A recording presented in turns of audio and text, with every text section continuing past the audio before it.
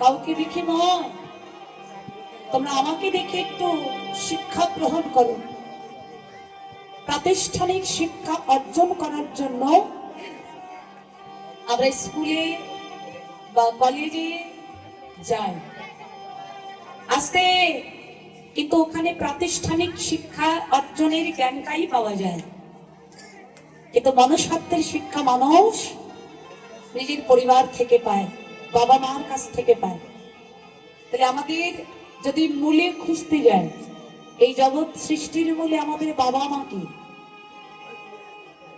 সবকিছুর মূলে দেখবেন জগৎ পিতা তো তিনি একজনই, বা রাধা গোবিন্দ, এই যুগলই তো একমাত্র সৃষ্টির মূল। তাই জগতের প্রত্যেকটা জীবকে শিক্ষা দেওয়ার জন্য লীলা করছেন, একদিকে লীলা কারণ আর একদিকে জগৎ জীবোদ্ধারক। আর রাধা ঠাকুরানী আজ এই পূর্ব রাগ লীলাতে সখী পরিবেষ্টিতা হয়ে নয়, আজ একান্তে একা একা যমুনার জলে জল ভরতে যাচ্ছেন ওই বাদিনীর ঘর থেকে।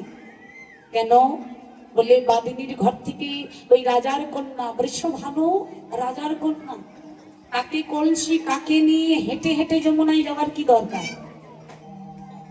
তার ঘরে দাস দাসের কি অভাব? বলে মারে, এই জায়গাতে ভেতরটাতে একটু গভীরে প্রবেশ করতে হবে, রাধারানী যাওয়ার দরকার ছিল না। কিন্তু রাধারানী ইচ্ছে করে নিজ ইচ্ছায় জোরপূর্বক ছলনার বশে বশীভূত করে হলো তিনি যমুনার জলে একা একা হেঁটে হেঁটে যাচ্ছেন। কেন বলতো? কি জন্যে? বলে মা, একটু কৃষ্ণ বদন দর্শনের জন্য, অন্য কোনো আশা নয়, অন্য কোনো উদ্দেশ্য পূরণের জন্য নয়, শুধু কৃষ্ণ বদনটা দর্শনের জন্য। জগৎ সংসারে কে কয়জন পেরেছে বলো সংসারকে ছলনা করে গোবিন্দ ভজনে যেতে?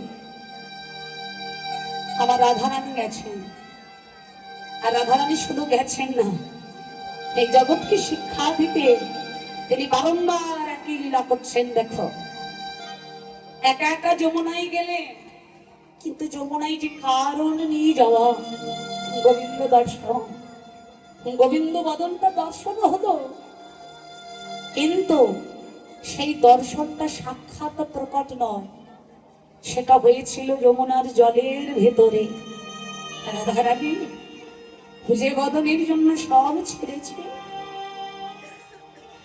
যে বদনটা দর্শনের জন্য নিজের আনন্দ, নিজের সুখ, নিজের আপন বলতে সব ভুলেছে, শুধু গোবিন্দ ওই বদনটাকে দেখার জন্য, পাওয়ার জন্য আজ যমুনাতে গেলেন বটে, কিন্তু পাওয়া হলো না। মনে রেখো মা, মেঘাচ্ছন্ন দিন নহে কো দুর্দিন।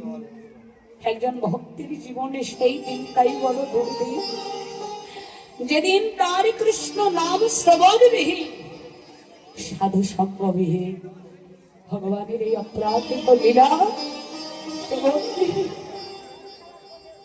কিন্তু বাবা, বিচারের দিক দিয়ে যদি যান, তাহলে রাধারানী আপনার আমার মতো সামান্য ভক্ত নয়। আমরা শ্রবণ না করলে আপনাদের মতো অনুরাগী ভক্ত যারা, তারা কৃষ্ণ নাম শ্রবণ না হলে, সাধু সঙ্গ না হলে প্রাণী বাঁচে না।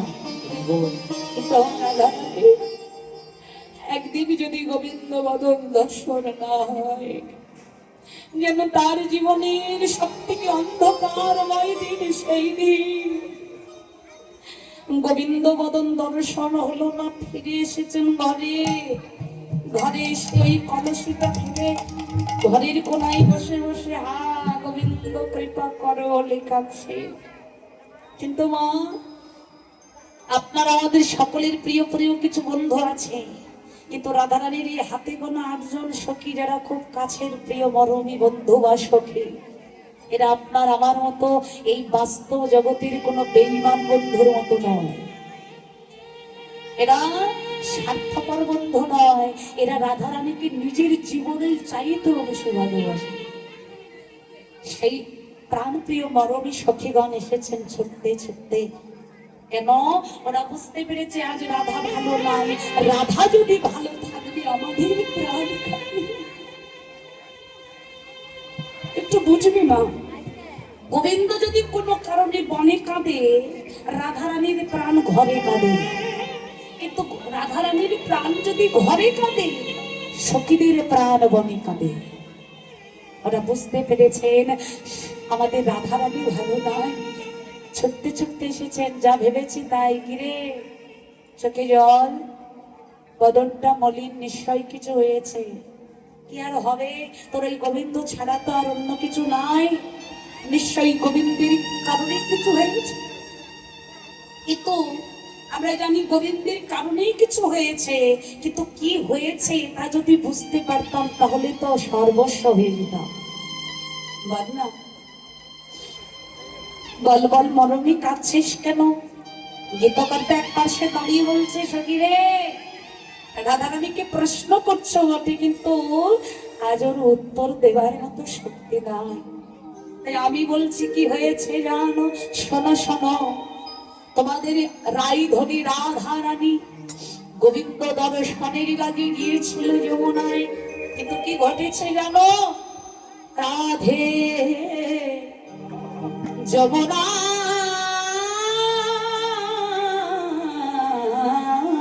যাইয়া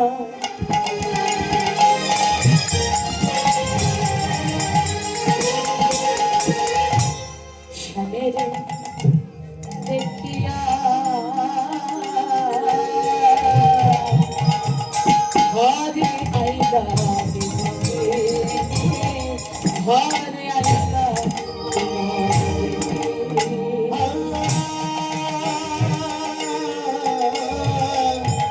রাধে যমুনা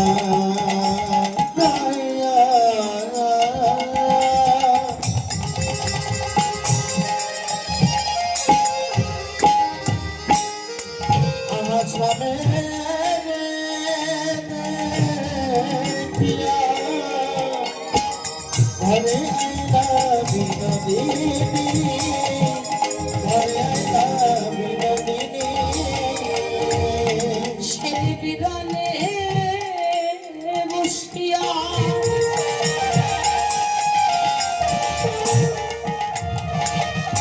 কাঁদিয়া কাঁদিয়া বিরলে বসিয়া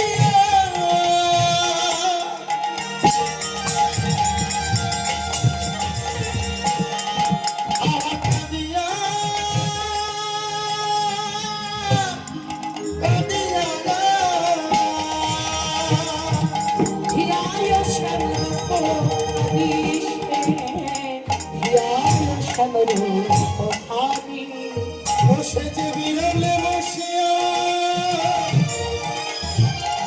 ওগো কাঁদিয়া কাঁদিয়া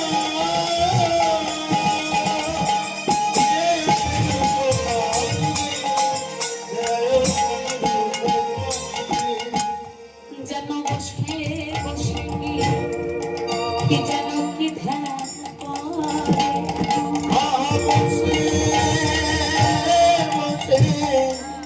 কি যেন ধ্যান করে ওই ধ্যানে বসা মহাযোগিনীর মতো আজ বসে বসে কি যেন কি ধ্যান করে। ওইটা ধ্যানে বসা